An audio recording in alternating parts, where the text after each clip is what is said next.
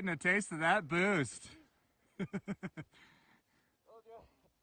What up, guys? Hope your day is going well. Today we finally get to talk about 509's gear after one season. So I'll be telling you about how well it held up, how warm it kept me, any issues that I had, and what I loved about the gear all season long. If you hadn't seen my review of when I first got the gear back in the beginning of the season, go ahead and check that out. I'll put a link to it right here. And let's get right into it. Alright, so let's start out with the jackets here. So all season long, I tried to wear each jacket as well as each pant just as much as the other. They both held up really well. On the gray one here, I did catch a little bit of a tree right here, but it didn't tear too much. Just a light little tear right there. All the zippers, all the pockets, the interiors, everything held up very nicely. It was really nice to have the felt on the inside of the pockets here, especially on the really cold days when you're stopped and just chatting or having lunch or something. I definitely really found myself using both pockets each day. On the upper pocket up here, I honestly kind of forgot that I even had it. I do wear a vest avalanche bag, so it actually covers this pocket up. Now, for some people that have the more backpack style avalanche bag, that'll probably work a lot better for you having this pocket here. But I do have a pocket, I believe it's on my left side here, on my avalanche bag, so it really didn't matter that I had this one on the jacket, but it really would come in use for if you had like an avalanche backpack. Now, one of the things that unfortunately happens with snowmobiling and the lighter colored gear, as most people might know, is that it actually gets really dirty, especially if you are in the trees quite a bit like we are. Unfortunately, I haven't been able to find a way to clean it very well. I think I do remember someone telling me how to clean it a while back, but I don't remember what that was. I've tried using just a light detergent on them, and that did get quite a bit of it off, but I don't want to use anything too powerful because it does have that waterproof coating on the material. And the dirt and everything on the jackets, it's really not 509's fault or the jackets. It's obviously my fault for getting in the trees and getting them dirty and everything. And I've seen it happen to pretty much every gear out there. It's kind of just one of those things with the lighter colored gear and everything. It's kind of like just white clothing. It's going to get dirty over time. It'll never be perfect. So if you're worried about that, definitely go with like the darker color, like a gray or something like that, because you really can't tell any of the stains or any dirt or anything on the gray jacket at all. On the wrist gaiters, I did have an issue on previous jackets, not the 509 brand, but other brand jackets. I did have one of my wrist gaiters that actually tore right at the seam right here, but these held up very, very well. On the little bit warmer days, it was definitely nice to have the vents right here that go all the way up to allow a little bit more air in. It was a little bit hard to get to them with my vest on, but I just got used to it over time and actually wasn't too bad to open and close them. Now, if you have like a backpack style avalanche bag, it'll probably be a little bit easier, but with having all your gear on and everything, it just took an extra second to find one of the zippers. Now, up top with the hoodie, I definitely found myself using it quite a bit as it blocked a lot of the wind and everything. So I'd have a beanie on and then the hoodie over top of it, and that would keep my head nice and warm. One of the other things I found myself doing a few times too is the bottom zipper here. I actually found myself unzipping it a few times on the warmer days to get additional cooling, just because the vest does keep a lot of the wind and everything away from my chest, so I just really loved that I could open it up just a little more just to get a little bit more airflow in. Now, one of the things that was definitely nice that most snowmobile gear has these days, and I think that the 509 gear here is one of the strongest at the moment, is the powder guard that you have here. I forgot the name of it, but for the really deep powder days, it was really nice to have this. So it's basically just blocking all the powder that's coming up and getting underneath your jacket. Now, as far as base and mid layers underneath the jacket, I wear the Under Armour shirt as well as the Under Armour leggings, and then I'll sometimes wear a light coat between the base layer and my jacket here, just to act as a mid layer essentially, and then I'll take it off about halfway through the ride or something if I get too warm. Now, what I was finding a few times with the really cold temperatures that we had a few times where it would get down to -5, -10, and I think it almost got down to -15 at some point. That is when I was definitely cold. Reason being, riding on a sled at 30 miles an hour going down the trail. In those temperatures, you're going to be cold almost no matter what. But 95% of the time, it's around 20 degrees or so Fahrenheit, and you're nice and warm. That's kind of understandable especially for backcountry gear, where you want the warmth for those the powder days, and the 95% of the days where it's, like I said, +15, +20, and you want the airflow for when you're really riding hard and really sweat. So overall, these kept me really warm, and I had no complaints whatsoever.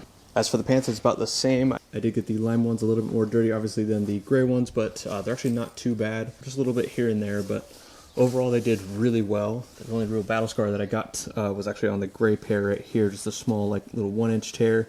But you can see that was a pretty decent hit, actually, from a tree. I don't remember where I got that, but Yeah, we went through the trees quite a bit. So I was really pleased with how well all the gear held up. And I think I remember talking about the padding that it felt like on the pants themselves. That held up pretty much the entire season. It doesn't feel like it broke down or anything like that. This pocket down here I never found myself using, but someone else may for carrying anything extra. But being in the backcountry, we want as much gear off our body as possible, only just the essentials. So we put a lot of stuff like on the sled and everything. Again, all the zippers and everything held up really well.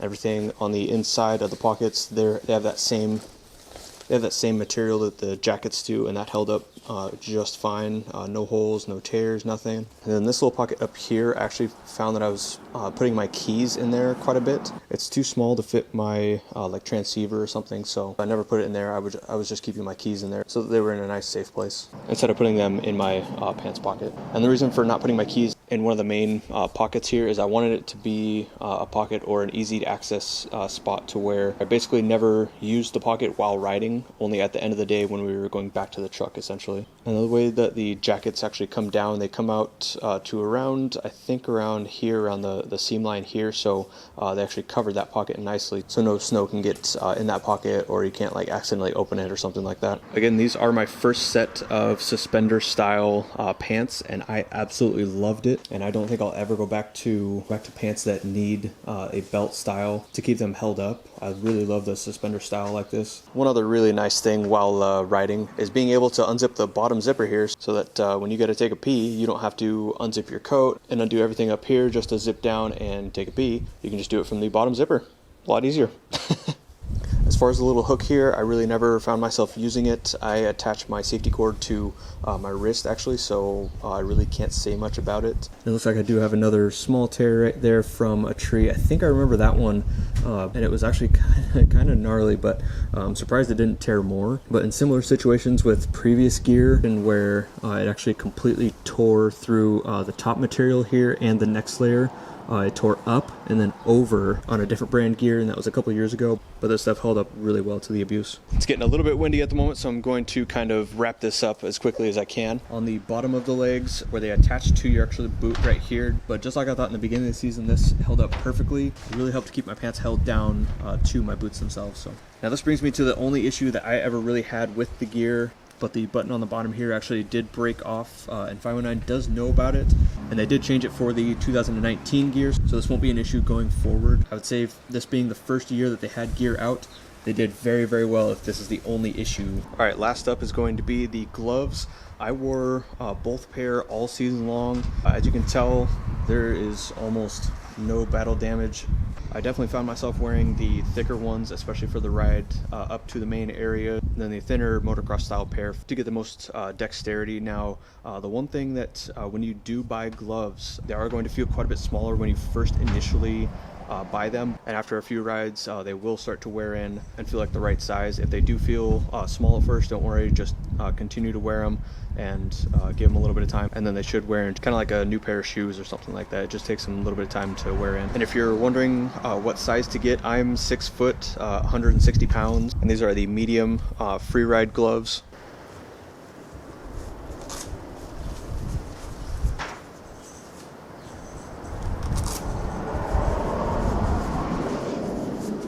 They fit nice and snug, perfectly for being a medium pair. I thought at first that they were going to be too small, but now after a full season riding, they're absolutely perfect.